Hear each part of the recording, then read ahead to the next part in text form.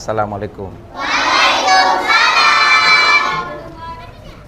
Jawab Aceh Mandung. Hari ini saya akan mengajukan beberapa pertanyaan. Bagi yang bisa menjawab akan diberikan hadiah 50.000 untuk satu jawaban.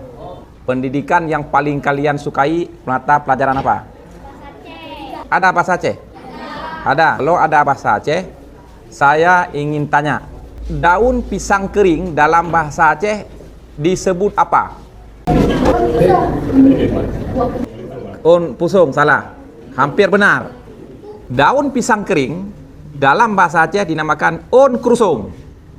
Nah, itu yang benar. Ken on sup, ken kusung, ken pusung. Tapi on krusung. Bahasa Aceh lah. Jut. Apa sebutan dalam bahasa Aceh? Dia tumbuh di lapangan bola. Ada pohon seperti dia jenis rumput di lapangan bola. Kalau kena celana, dia tinggal di celana kita. Ya, betul. Nah, sini.